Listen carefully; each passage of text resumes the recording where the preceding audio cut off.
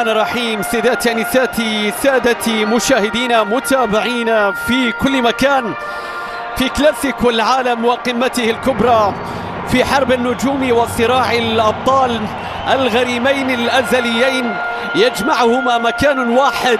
لا يهم أين يكون، كل مكان في هذه الأرض مستعد لاحتضان هذه القمة. كلاسيكو التاريخ، كلاسيكو السياسة والثقافة والصيف الذي تتوقف فيه البطولات والدوريات الكبرى. كورتوا يظهر أساسيا مع تشكيلة ريال مدريد في مباراة اليوم التي ننتظر فيها بالتأكيد مرمى تير شتيغن ومرمى كورتوا، ومتعة كبرى تصاحب هذين الكبيرين بالتأكيد في كرة القدم. مباراة مرتقبة مشاهدينا متابعينا عبر قنوات أبو ظبي الرياضية، ننقلها لحضراتكم في ليلة تستحق السهر، ولا شك بأنه صبح جديد الآن وفجر بالنسبة لهذين الفريقين اللذان يبحثان عن إرسال فيها لمسة. انظر إلى بيدري، البارسا يحاول أن يقترب فيها كرة عرضية تأتي، ليفا يرتقي، وصلت تصويبة يا رب، الضربة الأولى على أي ودية. شوف الكرة، شوف التصويبة، شوف الوافد الجديد روميو والتصويبة التي عن الموسم ويتحدث عن الاستعداد. يا لها من كرة، هل كسرت العارضة؟ شوف التصويبة القوية، شوف الرقم 18، شوف التصويبة اللي كانت عن طريق روميو. إلى ماذا تنظر يا تشافي من البداية؟ قيادة، نعم، الكرة تصل في مكان إلى مندي يتقدم، عرضية رأسية، الكرة تسقط، الكرة تعود عن طريق فالفيردي، لكن كرة فالفيردي اليوم إلى رودريب صواب، لكن الكرة إلى خارج الملعب. 7 ما أكثر، وهنا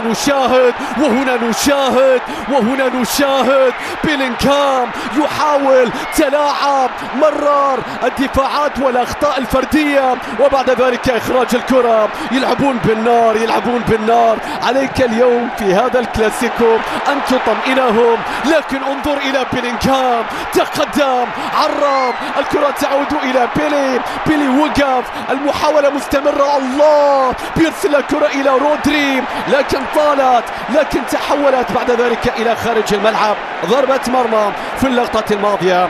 بيلينغهام الذي يلبس القميص رقم 5 لكن يريد بالتأكيد، شوف اللقطة، يريد أيضا أن يلعب أدوار الرقم 10. شوف هذه اللقطة وهذه اللعبة والكرة، هذا بيلينغهام، واللي كما تحدث أيضا كارلو أنشيلوتي، ريال مدريد الذي يأتي بميركاتو مهم جدا حتى الآن ولم ينتهي بعد، لكنه بالدي، عرضية، ليفا، رأسية، غوندوغان بينزلها، المتابعة لا تأتي من بيدري، والكرة تصل بعد ذلك إلى كورتو. العارضة كانت أولا، ماذا عن هذه الكرة يا غوندوغان؟ الدفاع يتقدم، الكرة من ديمبلي أو غوندوغان، عرضية وصلت إلى بيدري، الله، تمريرة، تصويبة يا رب، هدف أول في الكلاسيكو. عثمان ديمبلي ما زال في البارسا، لم يرحل بعد، لم ينتقل بعد، لم يتفاوض بعد، ما زال في البارسا وفي البلاوغرانا، لكن الهدف من التمريرة يا بيدري. الكلاسيكو يبدأ، الأولى في العارضة، انظر كيف تشاهد، كيف يمرر، كيف يقرأ. غوندوغان يفاجئهم أولا، بيدري يقتلهم ثانيا، عثمان ديمبلي يقرر الاستمرار، هكذا وكأنه يوقع من جديد في الكلاسيكو. يبدأ القمة، لا ودية، الأمور هكذا. صفق يا تشافي، كنت تراهن عليه، ولا شيء أجمل من رؤية رهانك يفوز. 1 إلى الكرة المرتدة، انظر إلى البارسا الذي يريد أن يضرب مرة أخرى، ليفا عدت بالدي صوب لكن الكرة بتضيع. يا لها من لقطة، ليفا يطلب الكرة لكن الكنترول يا ليفا. بعد ذلك بالدي يصوب لكن كرة بالدي أليخاندرو بتتحول بعد ذلك وتصطدم في دفاعات مدريد. أخطاء في دفاعات مدريد، ارتباك أيضا نشاهد ذلك بالذات في الجسار، عرضية بتعدي ركلة جسام، الكرة تصطدم. هل تريد أن تلعب هذه اللقطة؟ يا أراوخو يا أراوخو شو اللي تسوي؟ مغمض عيونك يا أراوخو. في اللقطة الماضية هذا فالفيردي، وهذه اللقطة بالتأكيد لم تكن بالنسبة الله عارضة بعارضة، لكن البارسا ما زال من علامة الجزاء.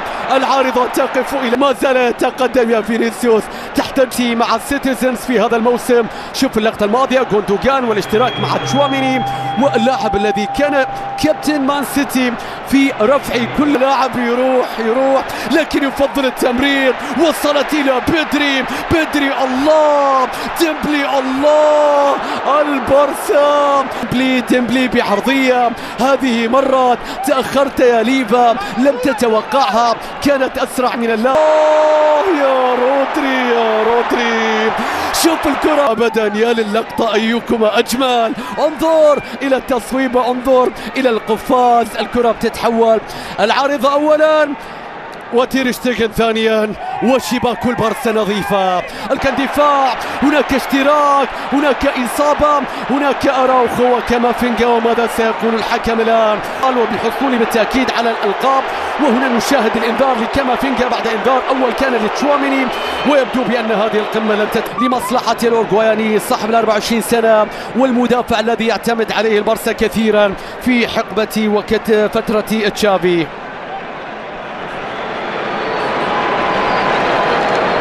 تغيير الان لتشافي. كريستنسن خرج، شارك مكان إريك غارسيا، وشايف المتابعة تأتي لكن الجودة لم تأتي، الدقة لم تأتي، المرمى كان خاليا. انظر إلى حسرته، كان يريد أن يحتفل. الكرة بتتحول الآن في الجهة اليسرى، يحاول فيها فينيسيوس عرضية لكن الكرة أيضا متابعة. يا رب التعادل لا يأتي، مستحيل، غير معقول. هل تحرك المرمى؟ من الذي تصدى؟ هل هناك حارس سقوط؟ وتعود من جديد. ريال مدريد يريد أن يقف، ريال مدريد لا يريد أن يسقط. عادت إلى يا ديمبلي ماذا أضاعت يا ديمبلي؟ هذه أسهل من الهدف الذي سجلته. الشوط الآن يصل إلى يا ديمبلي هذه اللقطة، لكنه هل ستترك مكانك؟ البندقية من كتف غوارديولا في هذا الشوط بانتظار شوط ثاني لا يختلفون إن لم يكن أفضل من جانب الطرفين. إلى ذلك الحين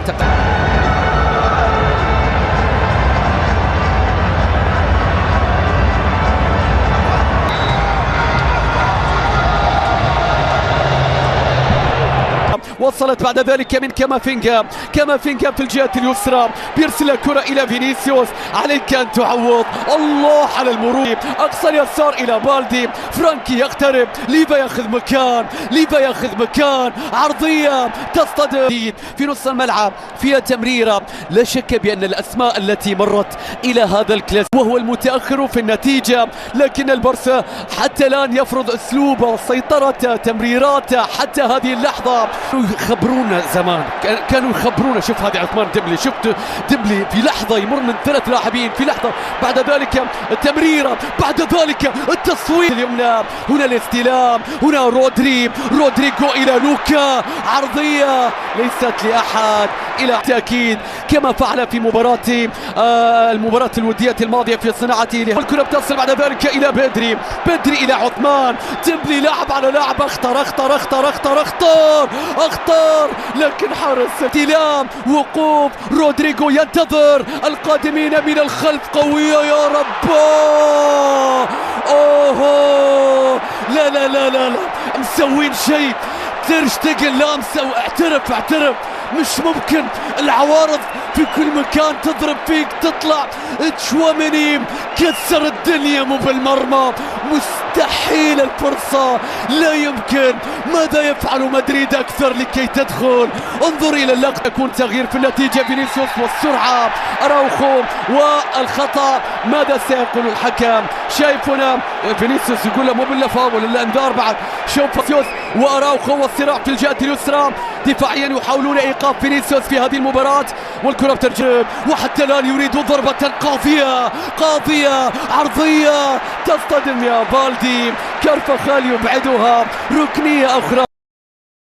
هذا الرقم ما أثقل يا فيني. يا للقطة في هذا الوقت تخسر توازنك يا فيني. الكرة تصل من جديد، كارفاخال في الجهة اليمنى. لن يهدأ ريال مدريد. توني كروس في الجهة اليمنى، رودري استلم، عرضية رأسية، متابعة تصل إلى حارة أن يحصل عليه.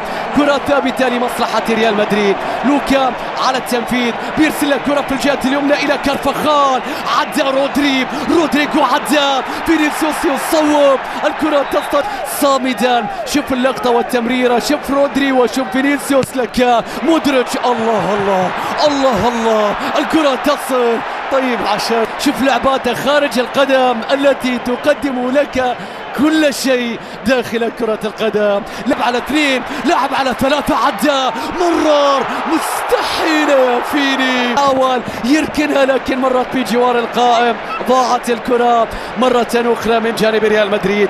فرصة أيضا أخرى كان ممكن أيضا التصرف فيها بشكل. الكرة تصل إلى تشواميني، إلى توني كروس، لا يخرج الكرة، الضغط ينجح. البارسا يا رباه، مستحيل يا بارسا في كلاسيكو العالم يضربون بالحديد بقدم يسرى، لا يهم من يخرج. البارسا يقف على قدميه بأي من اللاعبين.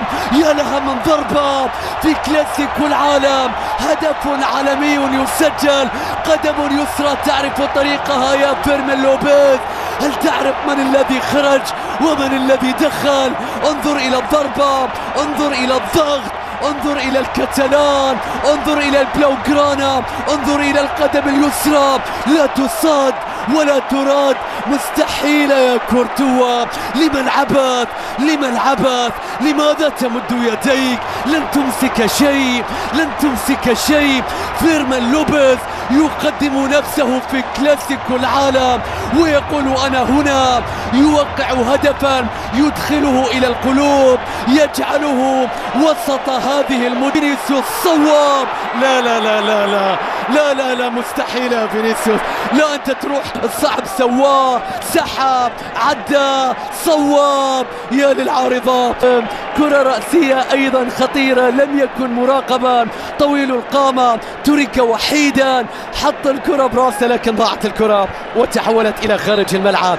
مباراة استعدادية رائعة، الكرات التي ارتطمت بالعارضة مليئة بالتأكيد بلقطات كرة القدم التي تبحث عنها وتنتظرها في هكذا مباريات. شكرا للفريقين، ولكن ما زال البارسا